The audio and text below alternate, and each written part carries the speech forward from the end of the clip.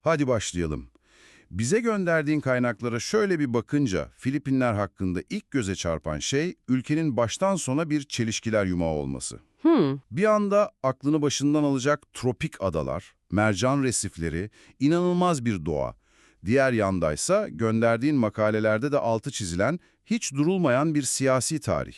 Darbeler, devrimler ve yoksulluk. kesinlikle. Tam olarak bu ikilik ülkenin karakterini oluşturuyor.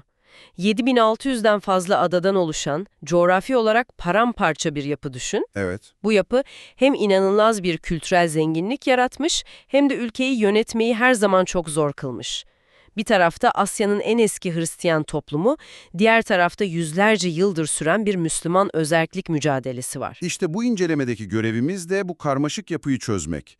Bu adalara dağılmış, hem Asyalı hem de Batılı olmayı başarmış bu ilginç ulusun kimliğinin derinliklerine inelim. Harika bir başlangıç noktası. Nereden başlamalı? Belki de her şeyin temeli olan coğrafyadan. 7600'den fazla ada. İnsan merak ediyor, bu kadar dağınık bir coğrafyadan nasıl tek bir ülke ortaya çıkmış? Bu gerçekten de ülkenin en temel meselesi. Coğrafyacılar bu adaları 3 ana gruba ayırıyorlar. Kuzeyde başkentin de olduğu en büyük ada Luzon. Manila'nın olduğu yer. Aynen Manila orada. Ortada irili ufaklı binlerce adadan oluşan Visayas grubu ve güneyde de Mindanao. Anladım. Bu parçalı yapı inanılmaz bir etnik ve dilsel çeşitliliği de beraberinde getirmiş.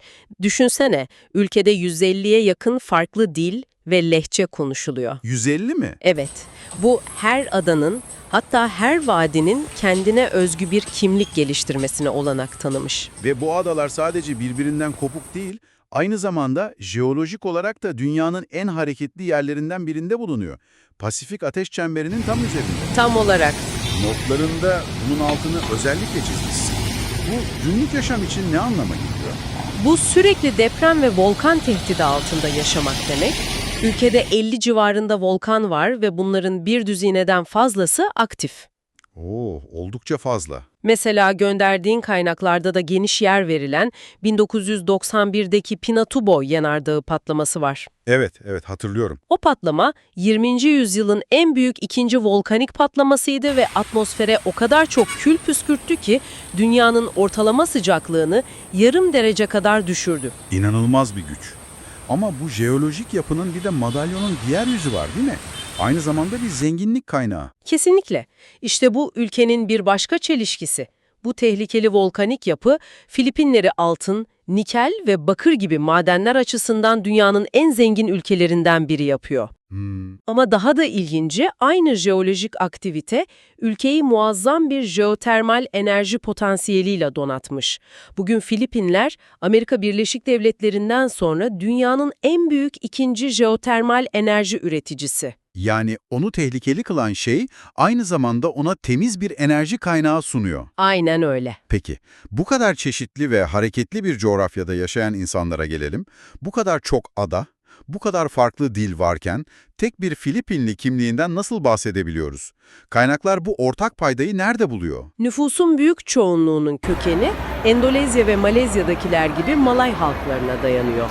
En büyük etnik gruplar Tagaloglar ve Cebuanolar. Tamam. Ama modern Filipinli kimliğini asıl şekillendiren şey sömürgecilik tarihi. Özellikle 300 yıldan uzun süren İspanyol egemenliği ülkenin DNA'sını değiştirmiş. Nasıl yani? Bugün Filipinler, Doğu Timor'la birlikte Asya'daki iki Katolik çoğunluklu ülkeden biri, nüfusun neredeyse %90'ı Hristiyan. Bu durum onu Budist, Müslüman ve Hindu komşularından tamamen ayırıyor. Ama güneyde, Mindanao'da durum farklı. Orada İspanyol etkisi bu kadar baskın olmamış anladığım kadarıyla. Aynen öyle, çünkü İslam, İspanyollar bölgeye gelmeden çok önce 14. 15. yüzyıllarda Arap ve Malay tüccarlar aracılığıyla güneydeki Sulu takım adalarına ve Mindanao'ya ulaşmıştı. Anladım. Kendilerine Moro diyen bu Müslüman topluluklar, İspanyol sömürgeciliğine ve Katolikleştirme çabalarına karşı yüzlerce yıl direndiler. Bu tarihsel direniş, bugün bile devam eden özerklik taleplerinin temelini oluşturuyor. Bu Doğu-Batı sentezi dil konusunda da kendini gösteriyor.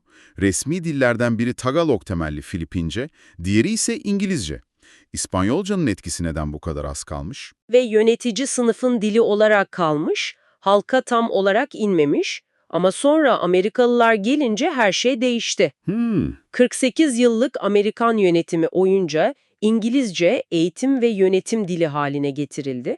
İşte bu kaynakların işaret ettiği en şaşırtıcı bağlantılardan biri. Nedir o? Amerikalıların 100 yıl önce kurduğu bu halka açık eğitim sistemi bugünün Filipinlerini dünyanın en büyük çağrı merkezi ve iş süreci dış kaynak kullanımı yani BPO merkezlerinden biri yapıyor. Gerçekten mi? Tabii, milyarlarca dolarlık bir sektörün temeli aslında o dönemde atılan İngilizce eğitim adımlarına dayanıyor. Bu tarihin bugünü nasıl şekillendirdiğine dair müthiş bir örnek. Bu dil ve din meselesi, yani Asya'da Katolik ve İngilizce konuşan bir ulus olmak, aslında doğrudan ülkenin tarihine bağlanıyor. İspanyollar ve Amerikalılar gelmeden önce bu adalar bambaşka bir yerdi.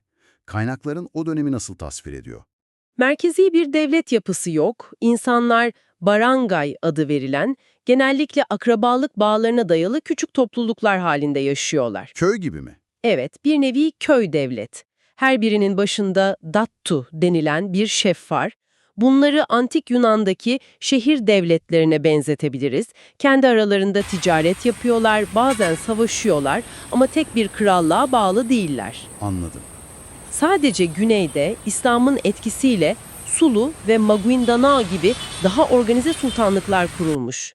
Yani İspanyollar geldiğinde karşılarında bir imparatorluk değil, birbiriyle gevşek bağları olan bir beylikler mozaiği vardı. Ve 1521'de Magellan'ın gelmesiyle bu mozaik sonsuza dek değişiyor. Boyunca İspanyol İmparatorluğu'nun bir parçası oluyor. Çok uzun bir süre. Kesinlikle. Bu dönemin iki büyük mirası var. Birincisi, daha önce de konuştuğumuz gibi Katoliklik.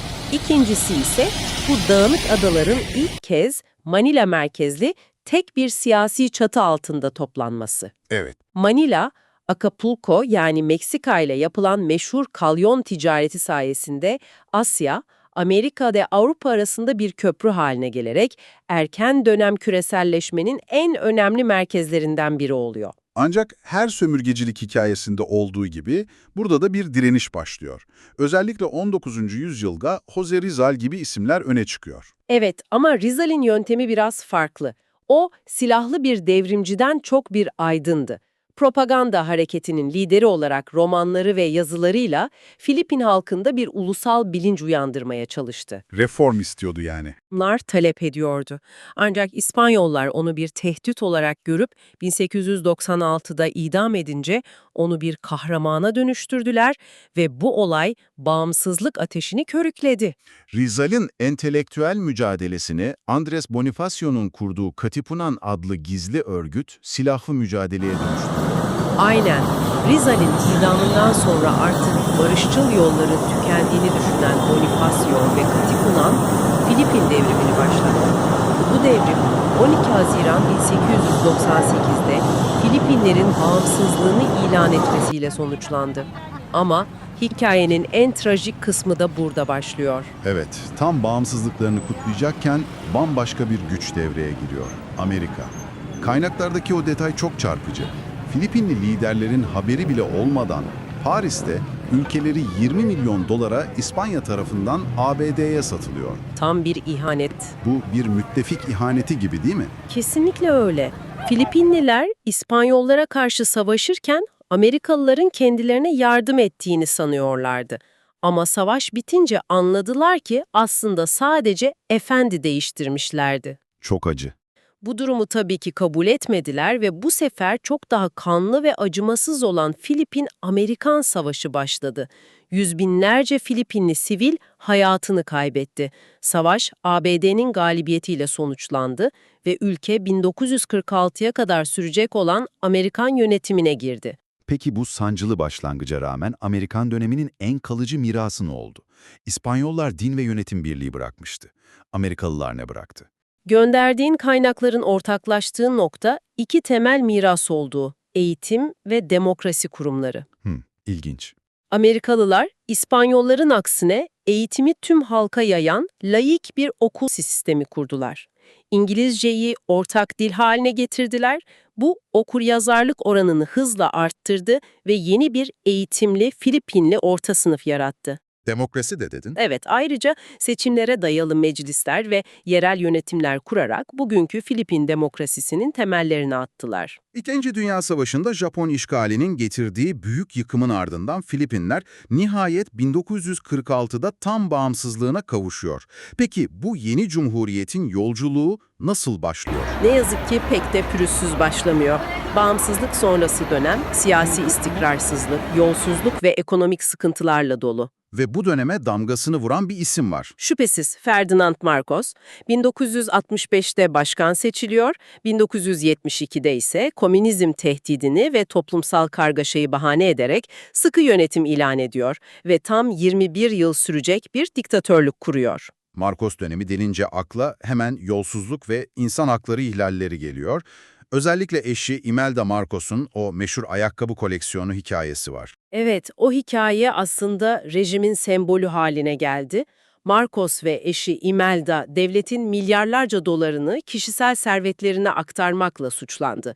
Rejim devrildikten sonra başkanlık sarayında Imelda Marcos'a ait 3000 çiftten fazla lüks ayakkabı bulunması, 3000 çift mi? evet 3000, bu israfın ve halktan kopukluğun dünya çapında bir sembolü oldu. Bu halk yoksulluk içinde yaşarken yöneticilerin ne kadar lüks bir hayat sürdüğünün en somut kanıtıydı. Ve bu dönemi sonlandıran o meşhur olay halkın gücü devrimi. Kaynaklar bu olayı anlatırken kansız devrim vurgusu yapıyor. Bu gerçekten inanılmaz. Milyonlarca insan sokakta, karşısında bir diktatörün ordusu var ve neredeyse tek bir kurşun atılmıyor. Bu nasıl mümkün olabildi? Evet, nasıl oldu bu? İşte bu olayın kilit noktası. Bardağı taşıran son damla 1983'te sürgünden dönen muhalif lider Benigno Aquino Jr.'un Manila havaalanında uçaktan iner inmez öldürülmesi oldu. Bu suikast her şeyi değiştirdi. Aynen. Dağınık muhalefeti birleştirdi. 1986'daki hileli seçimlerden sonra Aquino'nun dul eşi Corazon Aquino'nun çağrısıyla milyonlarca insan sokağa döküldü. Ama asıl kırılma anı Neydi? ordunun kilit komutanlarının ve Katolik kilisesinin halkın yanına geçmesiydi. O meşhur tankların önüne geçen rahibelerin ve sivillerin fotoğrafları bu sivil asker din ittifakının sembolü haline geldi.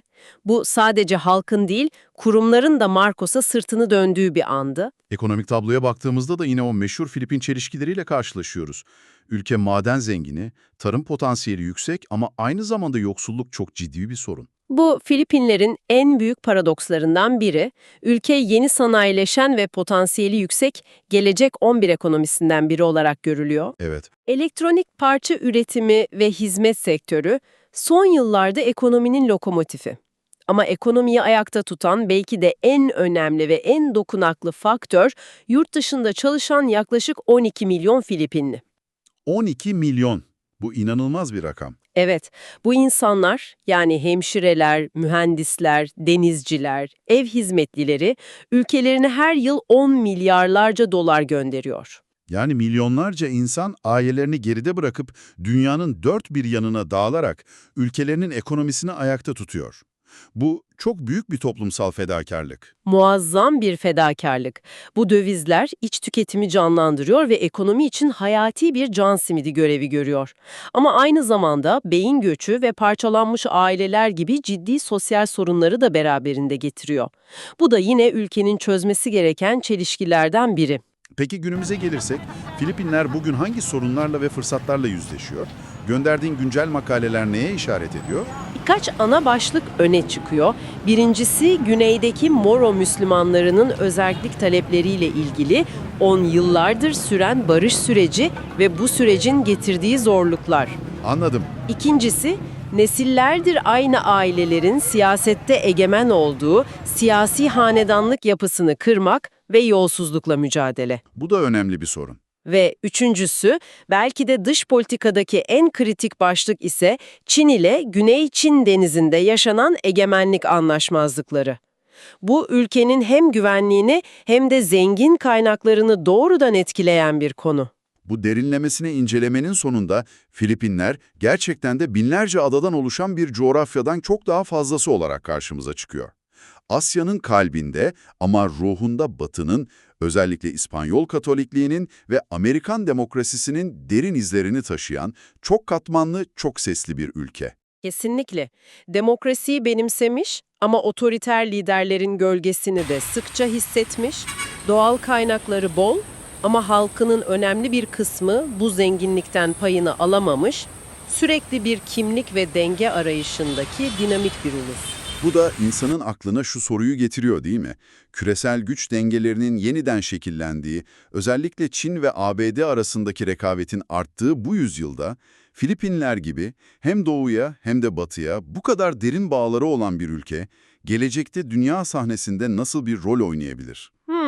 Bu eşsiz konumu onu bir dezavantajdan ziyade kültürler ve medeniyetler arasında stratejik bir köprü haline getirebilir mi? Bu üzerine düşünmeye değer bir soru.